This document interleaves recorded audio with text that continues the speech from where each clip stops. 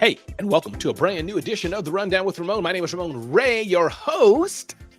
You're in for a treat today. If your day's not feeling so good, feeling a bit janky, well, I hope I can be a part of making your day a little bit better. If your day's already fantastically blessed and well, then I do hope indeed that I can help be a part of your day being that much better. This is the Rundown with Ramon, and I'm fantastically glad you're here today. Welcome to a brand new episode. If you don't know who I am, I'm the publisher of zoneofgenius.com. Started 5 companies, sold 3 companies, authored 5 books, but it's not about me today. It's about you, because today is a very, very special episode today because you're here. All I ask is for a little bit of your time to give you the top things you need to know to live your best life and start or grow your business. So with that, let's begin the Rundown with Ramon today.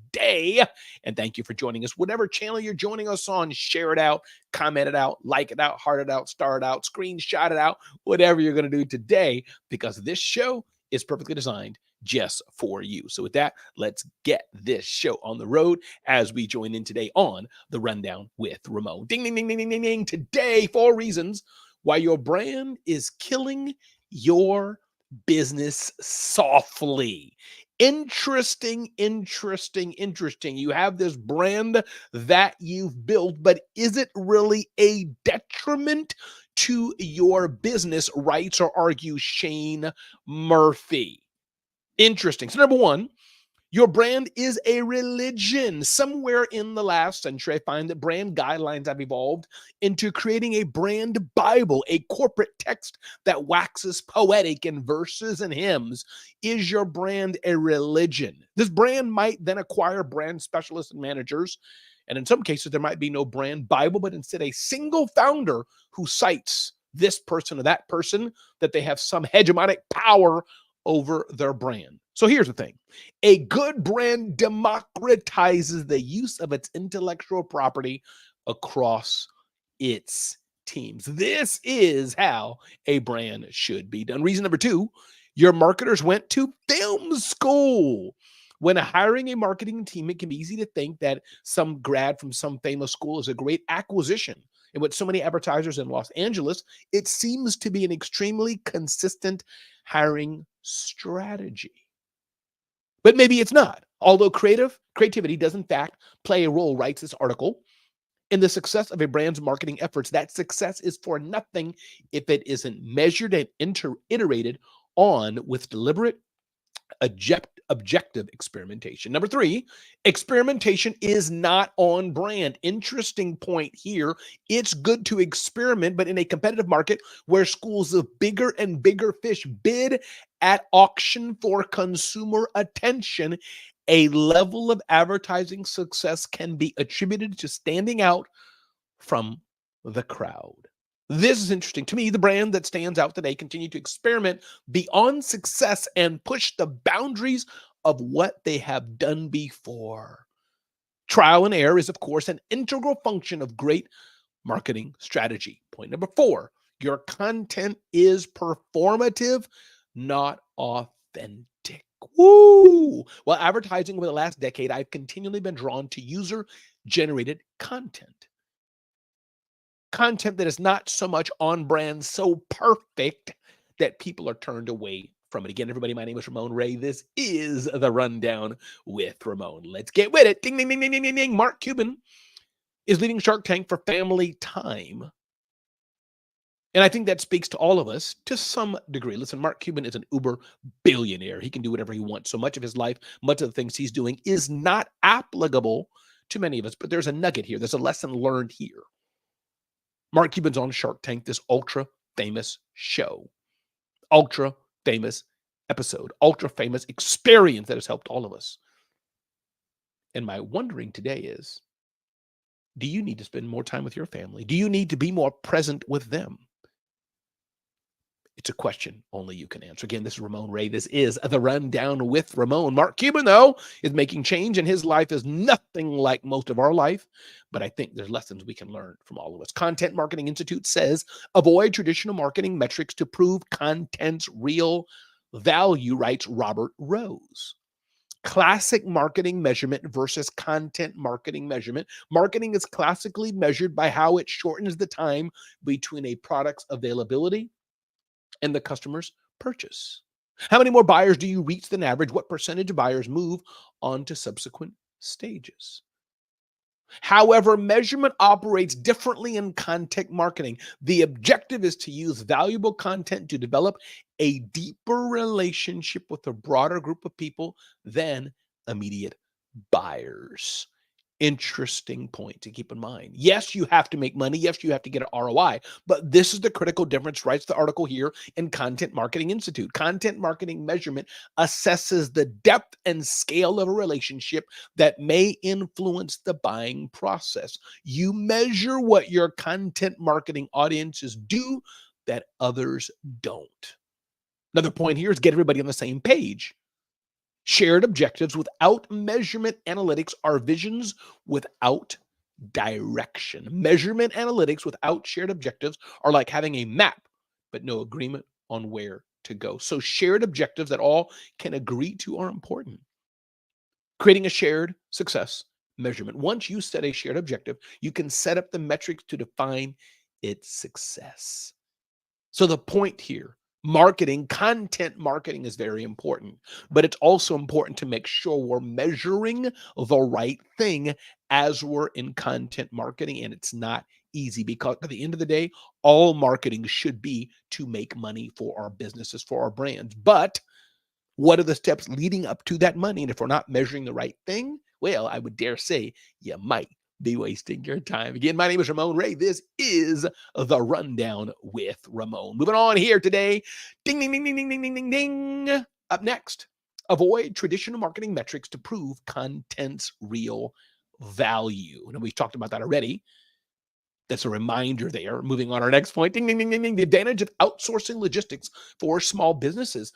When we have a business, maybe some people are tempted to want to do everything themselves, everything on their own. But our friends at Noobpreneur, even Wijaya, says maybe you shouldn't do that.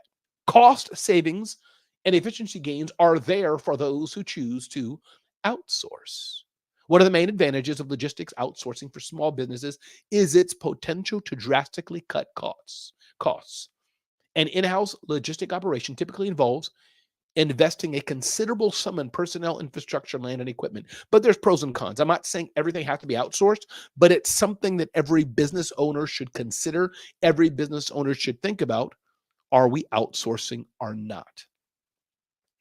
Now, the XX2, access to expertise and technology, is another reason to outsource. You're outsourcing to someone who does this for a living, who does it day in, out. They might be better suited to do this than you will. Small businesses might face difficulties in employing skilled logistical professionals or putting money into new logistics technology. However, by outsourcing this, you have built-in expertise in getting this done. 3PLs, it's called: packaging, shipping, and something else. Increase scalability and flexibility. By outsourcing these things to other people, there's infinite opportunity to scale and grow. Improved customer service. In today's business world, delivery speed and dependability are crucial to satisfying customers.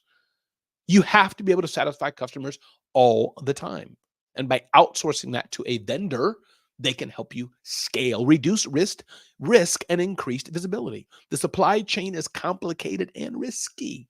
Unpredicted happenings like natural disasters or transport holdups can disturb functioning. Outsourcing this to a vendor that can take care of these things is often the best route to go. And again, everybody, my name is Ramon Ray. This is The Rundown with Ramon. I hope you're enjoying this. Is this helpful for you? The aspect of using a third-party logistics provider that can help you take your business to the next level. Ding, ding, ding, ding, ding. What should I do if I feel left out at work? This is not a simple question. What should I do if I feel left out at work? Kathleen Davis has the answer to this, host of the New Way to Work show at Fast Company. We spend so much of our lives at work and grant so much of our mental space to work, even when we aren't physically there. What happens if we're feeling left out? Feeling left out can seem like a different problem, though, because it's not about work. It can even feel like you're back in school being bullied. So when you feel left out, the solution to not feeling left out is similar to addressing feeling overlooked. You have to be the one to make the effort. If you want to have more of a relationship with coworkers, start by modeling the behavior you'd like to see. Now, there's only so much you can do. People just really don't want you. But you can at least start by continuing to hold out your hand, hold out your olive branch to make sure people know that you're there to help them. Ding, ding, ding, ding, ding, ding, ding. Should you sleep with socks on or not? Should you sleep in socks? Experts say this hack might be the secret to falling asleep faster and waking up less. If you've never been one to sleep in socks, you might want to give it a try. Personally, I kind of like sleeping in socks. My wife, though, won't let me. Temperature plays a role in quality sleep. A drop in core body temperature signals to the body that it's time to sleep and coincides with the release of melatonin, the sleep hormone. Experts suggest keeping your bedroom between 68 to 72 degrees Fahrenheit for ample sleep. What kind of socks should you sleep in? Well, a clean pair, a fresh pair. Will sleeping in socks cure my restless nights? While sleeping in socks is worth a try to get better rest, it's not a cure-all. Socks aren't a treatment for insomnia or other sleep conditions. Listen, my name is Ramon Ray, and that was an interesting little tidbit. Should you sleep in socks or not? And I'm curious, what do you do? Do you like to sleep in socks or not? Let me know. DM me on Instagram. Iron Mountain uses chat bots on their website to answer questions and guide visitors towards sales or support. AI is increasing. AI is growing. Iron Mountain, this big global company that deals with paper and other things, using digital assistants in their marketing automation platform, using AI to expand conversational chats. Iron Mountain has taken a deliberate approach to expanding conversational AIs. The human is important for sure, but also don't forget letting AI bots help your customers communicate more with you and engage in more realistic two-way conversations to get what they need better and faster. AI is on the rise, people. It's something you're not going to be able to stop. The question for you is, will you use it or not? Ding, ding, ding, ding, ding. 2 best tips on how to reinvent yourself after losing your old identity, writes Aaron Douglas.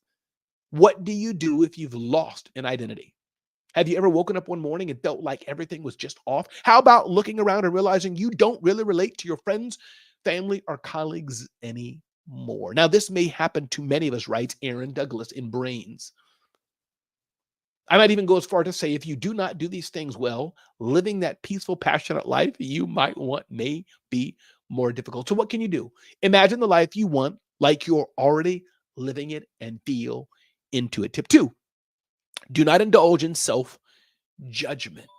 Those 2 things you can do to live the best life you want. Don't indulge yourself in self-judgment, a pivotal step in the process. And number 1, imagine what life you want. Stop looking at the past. Stop looking at what you don't have, and instead focus on what you do have right in front of you.